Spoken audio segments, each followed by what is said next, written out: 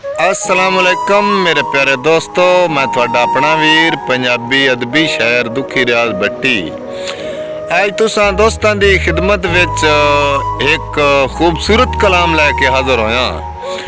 दोस्तों, बाप दी शान विच दौड़ा है ते गुजारिश है कि जेड़े वीर मेरे चैनल ते नवे हैं वो मेरे चैनल नू सब्सक्राइब कर लो, दुखी रियाज ऑफिशियल नू, और घंटी दे निशान ते क्लिक कर लो ताकि हर आने वाली नवी वीडियो तुसा दोस्तों तक पहुँच जावे। ते इस चैनल ते थानों नवी नवी पंजाबी शायरी ते नवे नवे दौड़े इंशाअल्लाह लभदे रहसन।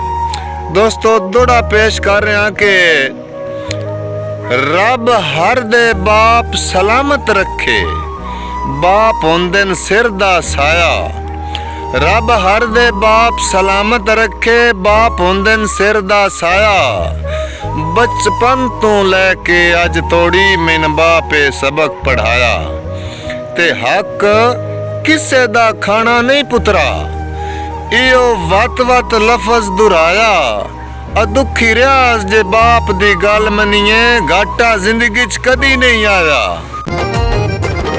भुल गई याद गरीबां दी सारी गल, दुखी रियाज नसीब आंदी संगा उस बेदर्द मुका छड़े आयो कर दिल दा यमन तबा।